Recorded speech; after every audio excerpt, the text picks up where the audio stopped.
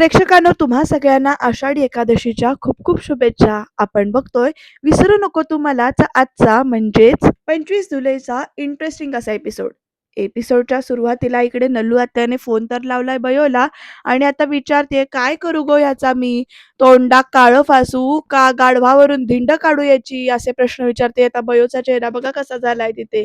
आत्या पुढे म्हणते, माका सुचना नाही गो, काय करूच आता? नाहीतर तूच सांग. ह्या बाबतीत तुका बरंच सुचता ना, असं म्हणत इकडे आत्या म्हणते. तर तिकडनं ना बयो ओरडते, नले असं म्हणून. आत्या पुढे म्हणते, आवाज बंद. नियतीचो खेळ पाहिलंस का गो वच्चे कसा असतो तो? माझ्या झिलाचे हाल हाल करून बेआबरू केलंस ना त्याका. आणि आता बघ हीच संधी नियतीनं माझ्या पारड्यात टाकलीये. देवी आईचे आभार मान वच्चे असं म्हणते आत्या पुढे. आणि म्हणते की कारण तुमच्यात आणि आमच्यात जमीन आसमानाचो फरक हा. आता बघा आता पुढे काय म्हणते, माणुसकी सोडून वागायची रीत नाही आम्हा देसायांकडे. जा जा सोडलं तुझ्या झिलाक असं म्हणते बरं का आत्या पुढे. आणि मग काय म्हणते बघा, आणि म्हणते एक गोष्ट लक्षात ठेव वच्छे, जरी मी सोडला ना तरी सुद्धा तुझ्या पापांचा कुणी ना कुणीतरी हिशोब ठेवतय आणि त्या कधी ना कधी भोगावा लागणारच तुका असं म्हणून बोलल्यानंतर ना सूर्या बघा कसा बघतोय आत्याकडे. वैदेही सुद्धा बघते आत्याकडे. आता प्रेक्षकांना आत्याने ना एवढं सगळं बोलल्यानंतर फोन कट केलाय. तर बयोनं सुद्धा आपला फोन जो काही आहे ना तो रागानं अक्षरशः खाली आपटलाय, एवढ्या रागानं की त्या फोनचा तुकडा तुकडा आवाज झालेला आहे. आणि आता प्रेक्षकांना आत्या चिडून म्हणते सूर्याकडे बघत की घे हा फोन घे. आणि आता पुढे म्हणते वैदू की हा गेला ना की गेट लावून घे, नाहीतर काय होतं उगाच गुराढोरा घुसतात आतमध्ये, अशा शब्दात ना आत्या बोलते सूर्याकडे बघत. आत्याचा राग साहजिकच आहे हा बरं का, तिच्या जागी ती योग्य आहे. आणि आता प्रेक्षकांनो आत्या तेवढं बोलून निघून गेले तर वैदेही आता सूर्याकडे बघते. तर सूर्या वैदेहीकडे बघतोय. एकदा आत्या निघून गेली त्या दिशेकडे बघतो आणि हात जोडून म्हणतो, डॉक्टर मॅडम अहो आता तुम्ही तरी माफ करा हो. तर प्रेक्षकांनो वैदेही म्हणते आता की ते माझ्या हातामध्ये नाहीये आणि जरी असतं ना तरी सुद्धा तुम्ही आज जे काही केलंय ना ते बघता मी तुला कधीच माफ केलं नसतं. तर सूर्या आता उठत म्हणतो, अहो पण ज्या काय झालंय ना ते थांबवायचा मी प्रयत्न केला. तर इकडे वैदेही म्हणते, पण नाही थांबवू शकलास ना? तर सूर्या म्हणतो, आता माझी आई असं काही वागू शकेल असं मला वाटू शकलं नव्हतं. तरी ते वैदेही म्हणते, एकतर ना तुझ्या आईच्या वागण्याला काही मर्यादा नाहीये. लोकांच्या आयुष्याची, त्यांच्या भावजांची अजिबात कदर नाहीये तिला. तर इकडे ना एक मिनिट असं सूर्या म्हणत ना अडवतो आता वैदेहीला आणि म्हणतो, "असं काहीही नाहीये मॅडम. म्हणजे काय आहे ना, मला माहिती आहे माझ्या आईची चूक आहे ते, पण टाळी एका हाताने थोडी वाजते. त्यात वरद." तर वैदेही विचारते, "असं काय केलं होतं रे त्याने?" तर लगेच आता सूर्या म्हणतो, "अहो तो घरी आला, ते वाटेल ते बडबडत होता." तर वैदेही म्हणते, "बडबडतच होता ना, मग ते तर तुझी आई सुद्धा बडबडते वाटेल ते." तर आता सूर्या म्हणतो, "अरे त्याने तोडफोड पण केली." तर लगेच वैदेही म्हणते, "तुझ्या आईने त्याच्यासाठी माणसं नेमून ठेवलेली आहेत." सूर्या पुढे म्हणते, "अहो माझ्या आज्याच्या समाधीवर चालून गेला, वार करणार होता." तर वैदेही लगेच म्हणते, "करणार होता, वार केला नाही ना त्याने." आता वैदेहीने प्रत्येक वेळी ना प्रोटेक्टिव्हपणा घेतलाय हां वरच्या बाबतीत. आणि मग वैदेही पुढे म्हणते, "मग एवढा कसला राग आणि एवढा सगळा तिरस्कार कशासाठी देसायांचा?" तर सूर्या म्हणतो, "अहो ते 25 वर्षांपूर्वी काय झाला होता आणि ते तांडेल देसाईंमध्ये काय वैर आहे तर मला नाही माहिती. ना मला माहिती ना तुम्हाला माहिती. पण आपण का भांडतोय?" तर वैदेही म्हणते, "आपण भांडतोय कारण हे सगळं घडत असताना तू तिथे होतास आणि तरी सुद्धा तू नाही थांबवू शकलास हे सगळं." तर सूर्या आता "हो" असं म्हणेपर्यंत वैदेही पुढे म्हणते, "कधी-कधी ना मला ना तुझं वागणं ना कन्फ्यूज करतं." आता पुढे काय बोलते बघा वैदेही. म्हणते, "मला कधी-कधी कळतच नाही की तू खरा कसा आहेस ते. जरा तुझ्याविषयी चांगला विचार करायला गेलं, की लगेच दुसऱ्या क्षणी तो तू विचार माझा चांगला खोडून काढतोस.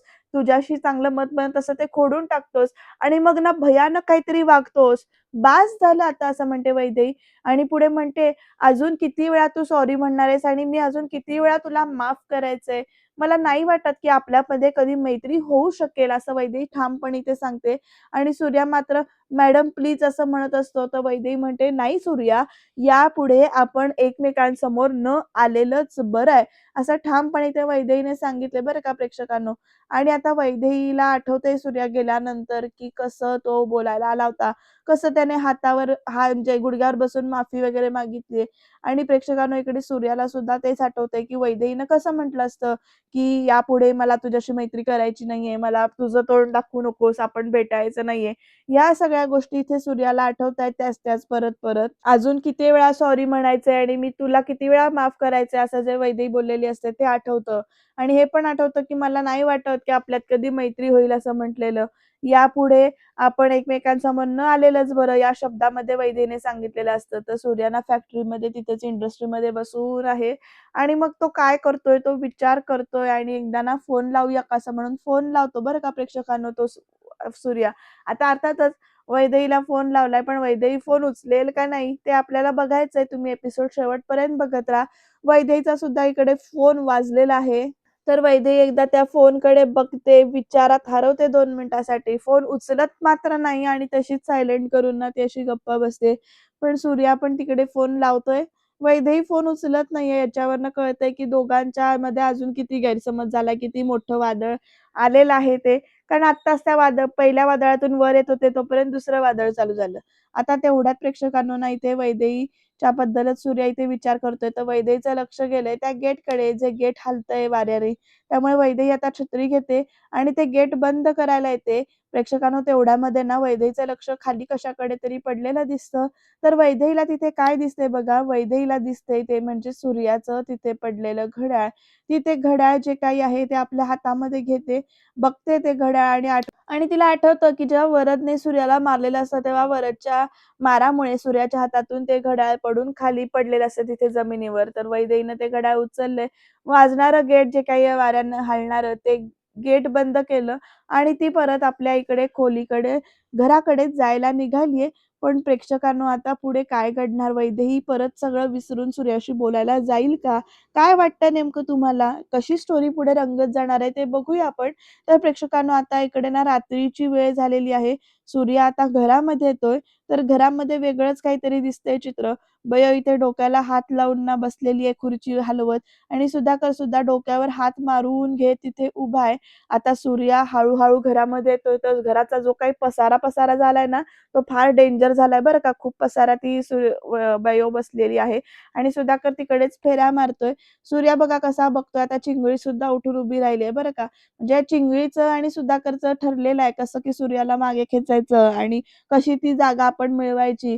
त्यामुळे आता बयो अशी हाक मारतो हा सुधाकर आणि सूर्य आता पुढे येतो. परत एकदा बयोला हाक मारतो. बयो आणि हे सगळं काय आहे असं विचारते बरं का सूर्या बयोला आणि आता बयो ना अशी एकदम रागाने बघतीये सूर्याकडे आणि उठून उभी राहतीये आणि आता प्रेक्षकांनो बयो मारणार का सूर्याला बघूया. तर आता त्या देसायांची पायरी चढू कसं धजावलोस तू असा प्रश्न विचारलाय बयोने सूर्याला आणि आता जनी आई पण तिकडनं बाहेरून बघतीये बरं का. बयो पुढे म्हणते, "ज्या देसायांचं नरडीचं घोट घ्यायच्यासाठी मी माझा जीव जाळतोय, त्या देसायांचे पाय धरतोस तू?" असा प्रश्न विचारते बरं का ही बयो सूर्याला आणि सूर्या मान खाली करतो, तर इकडे ना सुधाकर मान तिरकी करतो. तर चिंगळी आपलं तोंड वाकडं करते. बयो पुढे म्हणते सूर्याला, "तुका काय वाटता? तू त्यांच्या पायावर नाक घासलून पुण्य कमावलंस का काय असं वाटतं तुका? अरे या तांडेलांची अब्रू तू त्यांच्या पायावर फेकून इलस आहेस." तर आता सूर्या फक्त म्हणतो, "बयो, अगं माझं ऐकून तर घे." तर लगेच ना बयो म्हणते, "काय ऐकून घेऊ? आता काय सारवासारव करणार आहेस तू?" तर आता सूर्या म्हणतो हसत, "सारवासारव करू? मी काय चुकीचं वागलो असं माका नाही वाटत." असं म्हटल्यानंतर ना बयो अजून अशी शॉक होऊन बघत राहते बरं का या सूर्याकडे. सूर्याने स्टँड आता एकदम वेगळा घेतलाय. तर आता बयो येते सुधाकर जवळ आणि म्हणते, "सुधाकरा, अरे हे माझंच सूर्य आहे ना? का दुसरा कुणाचा झील असा? सकाळपासून वेगळेच रंग दाखवताय तो माका." असं बयो म्हणते आणि पुढे म्हणते, की "मला असं वाटतंय, की मी ह्याका ओळखतच नाही." तर लगेच ना सुधाकर म्हणतो, "संगतीचा परिणाम बयो, दुसरा काय? संगतीचा परिणाम." आता म्हणते, "आता हे एक नासका आंबा ना अख्खी आंब्याची पेटी सडवता." अशा शब्दात आता सुधाकर बोलतोय बघा.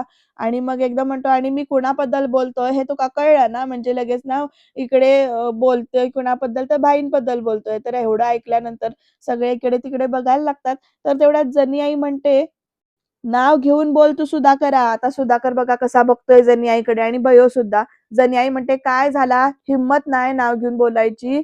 माणसाने ना एकदा खोट्याची कास धरली ना, की माणूस असाच अंधारात तीर मारत राहतो." आता सुधाकर लगेच ना जनी आईला बोलणार. तेवढ्यात प्रेक्षकांनो बयो म्हणते, "बास झाला आता." बयो कशी बोलते बघा.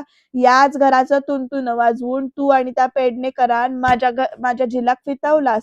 सुधाकर लगेच म्हणतो, "नाहीतर काय?" तर बयो पुढे म्हणते जनी आईकडे बघत, की "तुमच्या या नाटकांमुळं माझं सूर्य आज त्या देसायांच्या पायावर जाऊन नाक घासून इलो आ." आणि पुढे आता बघा काय म्हणते सूर्या लगेच म्हणतो, "बयो, अरे मी कुणाच्या सांगण्यावरून गेलो नव्हतो तिथे." असं सूर्या म्हणतो लगेच. तर आता पुढे म्हणतो, "मला जे वाटलं आणि मला जे योग्य होतं वाटलं तेच मी केलं." तर आता लगेच पुढे म्हणतो, "आणि तुझा राग काय मग काय नवीन नाही हा. हे बघ, हे बघ सगळं काय अवस्था करून घेतलीस घराची तू, काय अवस्था करून ठेवलीस तू या घराची. आणि आज सकाळी तू जे काही केलंस ना, ते विचित्रच होता." असं लगेच नाही ते सूर्या म्हणतो आणि म्हणतो, "हे ऐकून कदाचित तुला त्रास होईल, पण चुकलीयेस तू बयो." असं म्हणतो बरं का सूर्या. आणि प्रेक्षकांनो सुधाकर तिकडनं जोरात ओरडतो, "सूर्या!" असं म्हणत आणि बयो बघा कशी बघत राहिलीये नुसती. आता प्रेक्षकांनो पुढे काय घडणार? बयोचा राग अजून वाढणार का अजून काहीतरी नाटक बघायला मिळणार आपल्याला? बयो तर अशी शॉक लागल्यासारखी बघते सूर्याकडे. सूर्यानं अगदी बोट-बीट उगारलंय आणि सांगितलंय की "चुकलीस तो बयो" म्हणून. तर सुधाकर सुद्धा चिडलेला आहे इथे. तर आता पुढे ह्या दोघांमधली धुम्मसचक्री आणि मध्येच सारिकाचं बोलणं कुठल्या लेव्हलला जातंय ते बघूया आपण. तर वैदेही विचारते इथे घरामध्ये, की काय पुरावा आहे, की हे पत्र त्यांनीच पाठवलंय आपल्याला. आणि आता सगळे वैदेहीकडे बघतात. तर वरदचे बाबा म्हणतात, "पुरावा कशाला पाहिजे? 25 वर्षापूर्वीचा वाद काय कमी आहे?" तर वैदेही म्हणते, "काका, आपल्याला जर का त्यांना कायद्याने उत्तर द्यायचं असेल, तर अशा हवेत गोळ्या झाडून ना काही सुद्धा उपयोग नाहीये." असं वैदेही सांगते आणि पुढे म्हणते, "आणि काय माहीत गावातली तिसरीच व्यक्ती तांडेल आणि देसाई यांच्या वादाचा फायदा घेत असेल तर?" आणि आता प्रेक्षकांनो वरद नुसता विचार करतोय. तर वैदेहीचे बाबा म्हणतात, की "वैदू बरोबर हा तुझा, की हा विचार ना आपण केलाच नाहीये." तर वरदचे बाबा म्हणतात, "अहो मेव्हण्यानो, असला विचार करायची काही गरज नाहीये हां," असं सांगतात. आणि पुढे म्हणतात, "पुरावा पाहिजे तर तो व्हिडिओ आण आपल्याकडे." तर लगेच काका वरदने नाही का तिकडे जाऊन असं वैदेही बोलणार, तेवढ्यात वरद चिडून येऊन म्हणतो, "अरे बास झालं रे चर्चा सत्र, बास झालं, बास झालं." असं म्हणत वरद उठून आता उभा राहिलाय बरं का. आणि मग पुढे म्हणतोय, "काय चोर पोलिसाचा खेळ चालू हा. त्या तांडेलांनी माझ्या घरावर, भावी आमदाराच्या घरावर हल्ला केलाय." असं म्हणतो बरं का हा वरद. पण आता अजूनही मगरुरी जात नाहीये आणि तो म्हणतोय, "त्या तांडेलांचा जीव घ्यायला एवढं कारण पुरेसं हा." तर वैदेही म्हणते, "वरद, रागाच्या भरात पाऊल उचलल्यावर त्याचे काय परिणाम होतात हे बघितलंयस तू." आणि आता प्रेक्षकांनो वैदेही परत पुढे काय म्हणते बघा या वरदला, की "जरा ना थंड डोक्याने विचार कर तू." तर वरद म्हणतो, "अरे थंड डोक्यानं" असं म्हणत ना डोक्याला हात लावतो वरद. तर आत्या तिकडनं म्हणते, की "वैदू बरोबर बोलता. आपल्याला ना कायद्याच्याच मार्गाने जाऊक होया." तर वरद चिडून म्हणतो, "चालेल हां, आपण ना कायद्याच्या मार्गानेच जाऊया आणि ना कोर्टाच्या ना पायऱ्या झिजवत बसूया." असं वरद बोलतो आत्याकडे बघत आणि वैदेहीकडे बघत आणि म्हणतो, "अरे इथं आपलीच माणसं आपले पाय खेचतायत, तर दुश्मनांची गरजच नाहीये." तर आत्या पुढे म्हणते, "वरद, प्रत्येक वेळेस ना आवाज वाढवून बोलायची गरज." असं म्हणेपर्यंत ना वरद ओरडून म्हणतो, "अगे गप्प बस गं आवशे, जरा तू गप्प बस." वरदचं आता तोंड सुटलंय बरं का आणि तो खूप जोरात बोलतोय इकडे आणि म्हणतो, "ही माझी अवस्था त्या वच्छीनं केलीये, पाहतेस ना तू. आणि तुला ना त्या वच्छीचाच पुळका असा. तर तू एक काम कर, की आरतीचं ताट घे आणि त्या वच्छीच्या पुढ्यात जा आणि त्या ओवाळ तिका. चल, चल मी सोडतोय तुका." असं म्हणत ना अक्षरशः वरद आत्याच्या हाताला धरतो आणि टरा-टरा ओढत बाहेर आणतो. तर वैदेही बघा आता वरदवर किती चिडलेली आहे. ते वरदचं वागणं वैदेहीला काही पटलेलं नाहीये. कसं वाटेल तसं हा वरद बोलतोय आत्याला. आणि अक्षरशः बाहेर ओढतच घेऊन गेलाय. तर वरदच्या पाठीमागून घरातले सगळे गेलेले आहेत आणि आता प्रेक्षकांनो "वरद थांब" असं म्हणत वैदेही ओरडते आणि म्हणते, "काय पद्धत आहे ही? या भाषेत आत्याशी बोललेलं मी खपवून घेणार नाही, सांगून ठेवते." आणि आता प्रेक्षकांनो पाहिलंत ना, "अगं ती माझी ना माझी औस" असा वरद म्हणतो. तर वैदेही लगेच म्हणते, "अरे मग वाग तसा तिच्याशी." आता वैदेही बघा कशी बाजू घेत कशी बोलतेय वरदशी ते. पण तोपर्यंत प्रेक्षकांनो आता सूर्याने जे काही म्हटलेलं आहे, तर इथे त्याच्यामुळे बयोना अशी हादरल्यासारखी झाली आणि अशी ना अशी तळमळतीये म्हणजे स्वतः म्हणजे तडफड होती तिची आणि असा तोलबिल जातोय असा तिचा जरासा. ती म्हणते आता, "सुधाकरा, सुधाकरा, अरे हारले रे मी, हारले." "अरे माझं रगात माझ्यासाठी विष झालो आता विष" असं बोलतीये बरं का. आणि आता ही सुधाकर लगेच बघत राहतो बयोकडे. बयो पुढे म्हणते, "ज्या पोराक मी दागिना म्हणून मिरवलंय ना, तो तर माझ्या गळ्यातलं आता फास झालो अरे, तो आता फास झालो हा माझ्या गळ्यातलं." आणि पुढे बयो ना खूप काय-काय बोलते बरं का प्रेक्षकांनो इथे. आणि ती आता सूर्याकडे बघत म्हणते, की खुर्चीत बसते आधी, ते आधी शांत होते. "माझा जीव गुदमरतो अरे, माझा जीव गुदमरतो." आता सूर्या ना इकडे जातोय बयोच्या जवळ, तर बयो म्हणते, "लांब हो, लांब हो हां तू, माझ्या जवळ येऊ नको." तर सूर्याना आता लांब होतो. बयो पुढे म्हणते, "मी चुकलंय असं वाटतंय ना तुका?" असं विचारते सूर्याला परत एकदा.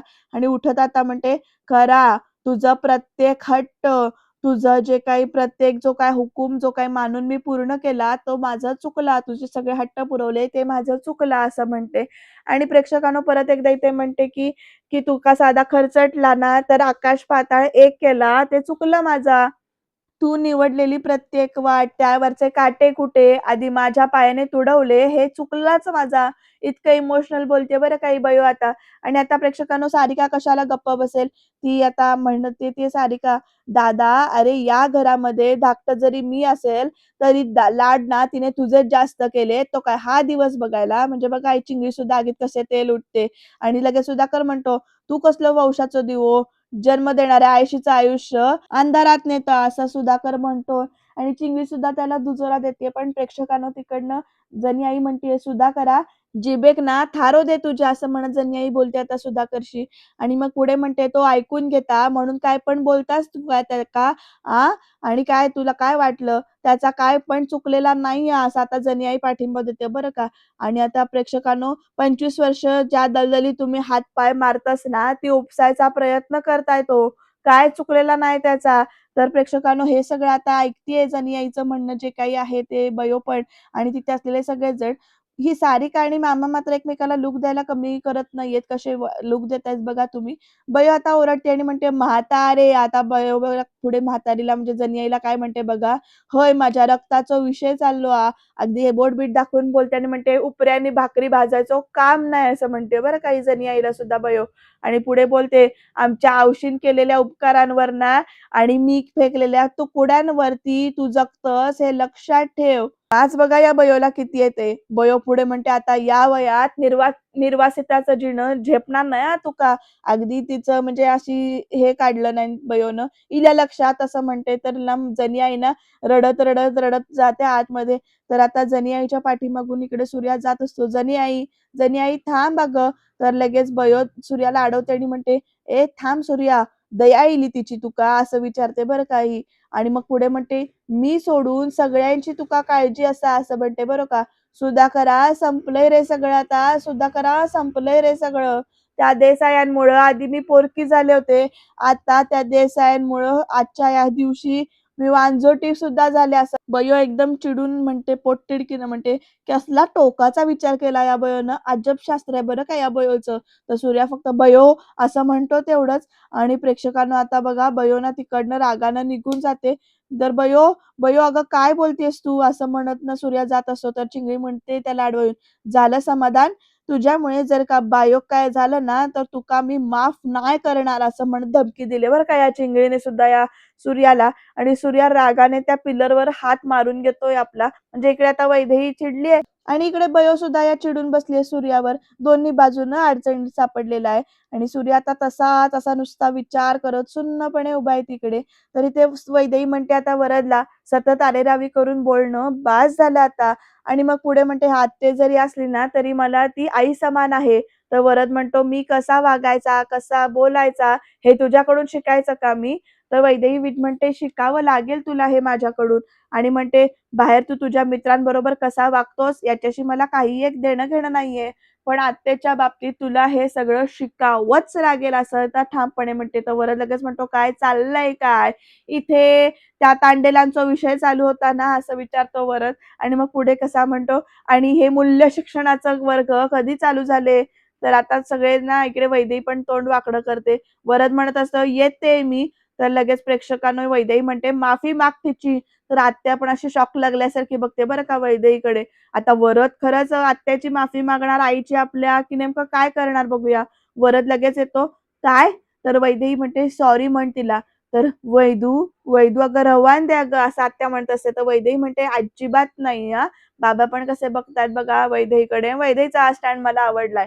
वैदेही पुढे म्हणते, "तिची जर का माफी मागितली नाहीस ना, तर मी विसरून जाईन की तुझा आणि माझा काही संबंध आहे ते." आणि मग प्रेक्षकांनो या एका वाक्यावर ना वरदचे बाबा तळमळतात बरं का. तर वैदेहीचे बाबा सुद्धा म्हणतात, "वरद ही काय चुकीचं बोलतीये?" तर वरदचे बाबा पण लगेच बाजू घेतात आणि म्हणतात, "हो, हो. बरोबर, बरोबर. शिस्त म्हणजे शिस्त हां." आणि लगेच म्हणतात, "चल, चल माफी माग. वरद, वरद माफ माग की. चल, चल, चल, चल, चल." असं म्हणत ना वरदला आता आत्याच्या समोर आणून जरा उभं करतात बरं का. पण वरद माफी न मागता तिकडनं निघून जातोय. हात बाजूला ढकलतो आणि निघून जातो. प्रेक्षकांना या वरदच्या बाबांचा सीन काय आहे ना, तो काय अजून कळलेला नाही आपल्याला. बघूया. कळेल तो सुद्धा लवकरच नेमकं काय आहे तो. तर आता प्रेक्षकांनो वरद तर माफी न मागता निघून गेलाय. त्याच्यामुळे वैदेही खरंच त्याच्याशी असलेले संबंध तोडेल का? नेमकं आता ते पत्र जेव्हा समोर येईल की वैदेहीचं आणि वरदचं लग्न व्हावं वगैरे असं, तेव्हा काय घडेल ते बघत राहणं इंटरेस्टिंग ठरणार आहे. तर इथे सकाळी दिगू मामा आलाय बयोच्या रूममध्ये आणि तो दरवाजावर जोरात-जोरात थाप मारतोय. "बयो, बयो अगं दार उघड ना. मी आलोय दिगू. अगं मी दिगू आहे. अगं दरवाजा उघड ना. बयो, बयो असं काय करतेस? अगं दार उघडणार गं. बयो, बायो, बायो, बायो दार उघड गं. बायो असं म्हणत जोरजोरात चिडतोय, ओरडतोय, रडतोय बरं का दिगू मामा. पाणी घेऊन आलाय बयोसाठी. तर प्रेक्षकांना एवढं सगळं आरडाओरडा केल्यानंतर बयोने फायनली दरवाजा उघडलेला आहे आपल्या रूमचा आणि ती अशी डोक्याला हात लावून बसलेली आहे एकदम अशी. खूप तिला त्रास होतोय बरं का सूर्याच्या बोलण्याचा. पण वागतेच ती तशी म्हटल्यावर आता काय करणार? तिने आपल्या वागण्यात बदल करायला पाहिजे ना. तर प्रेक्षकांनो दिगू मामा आता फुलपात्रामध्ये त्या पाणी ओततो ग्लासामध्ये आणि मग बयोला देतो आणि म्हणतो, "बयो, पाणी घे ना गं. बायो, अगं घे ना गं." तर बयोना नको म्हणून सांगते बरं का ते पाणी. नाकारते ती. रडतीये ही बयो भरपूर आणि डोळ्यात अश्रू भरपूर आहे तिच्या. आणि आता दिगू मामांना तिथे बेडवर बसतोय बरं का बयोच्या जवळ. बयो खूप अशी रडतीये, डोक्यावर तोंडावर पदर धरून रडतीये. तर "बयो, अगं तू रडू नको गं. बायो, अगं तू नको ना रडूस." असं दिगू मामा म्हणतो. "बयो, हे बघ अगं तू रागवली असशील तर शांत हो गं, पण तू रडू नकोस गं बयो. बायो रडू नकोस ना." असं म्हणत ना दिगू मामा पण रडायला लागतो आणि म्हणतो, "बयो, अगं माझी काही चूक झाली असेल तर माका माफ कर गं बयो." असं म्हणत ना जोरात तो सुद्धा रडतो. तर "नाही रे दिगू, अरे तुझी काही नाही चूक झाली रे." असं बयो म्हणते. आणि "तुझ्याशिवाय कोण आहे रे माका?" असं म्हणत ना घट्ट मिठी मारते दिगूला आणि म्हणते, "रडू नकोस तू. तू रडू नकोस. शांत हो तू सुद्धा." असं म्हणत आता दोघं एकमेकांना रडण्याचं सांत्वन करतायत दोघं जण सुद्धा. प्रेक्षकांनो नेमकं आता काय घडणार आहे पुढे? वेगळंच काहीतरी गणित दिसतंय. तर सलू म्हणते, "काय? त्याने माफी मागितली?" तर वैदे एवढंच म्हणते. तर लगेच सूर्याने? तर "हो." "तांडेलांच्या सूर्याने?" तर वैदेही म्हणते, "आता? मी दुसऱ्या कुठल्या सूर्याला ओळखते का?" असं विचारते बरं का वैदेही आणि काहीतरी वेड्यासारखं विचारते सलू म्हणते, "मी नाही, तू वेड्यासारखं करतीयेस. ती वच्ची कशी आहे माहितीये ना तुला?" तर वैदी असं म्हणत खुर्चीवर बसते. तर सलू पुढे म्हणते, "ती वच्ची अख्ख्या दुनियेला नसलेल्या चुकीची माफी मागूक ना भाग पाडते आणि तिच्या मुलाने तुझी माफी मागितली असं म्हणते आणि ते पण तुझ्या घरी येऊन?" असं विचारते बरं का सलू. तर वैदेही पुढे म्हणते, "थोडं शॉकिंग नाहीये का हे?" तर लगेच सलू म्हणते, "अगं शॉकिंग नाही तर इम्पॉसिबल आहे इम्पॉसिबल." आता सलू म्हणते, "वैद्यू तू तो मुलगा जर का हे करू शकतो ना, तर लिहून घे तू. तो तुझ्यासाठी काय एक करायला तयार आहे." आणि सलू हसत म्हणते पुढे, "माका असं वाटतं की तू त्याका पॉझिटिव्हली बघूक वया." तर वैदेही म्हणते, "पॉझिटिव्हली म्हणजे?" तर सलू म्हणते, म्हणजे वाघाचे पंजे. "काय गो, तुका काय एक कळणार नाही का?" असं विचारते बरं का वैदेहीला. आणि मग सलू परत म्हणते, "अगं तो असो मुलगा शोधून पण सापडणार नाही." तर "ए सले, मी नाही हां त्याच्याबद्दल असा काही विचार केला." असं सलूला वैदेही म्हणते. तर सलू परत म्हणते, "हो ना? मग कर आणि लवकर कर." तर "झालं तुझं?" असं वैदेही विचारते. म्हणते, "जा आता बरीच काम आहेत. काहीतरी बडबडत बसली जा."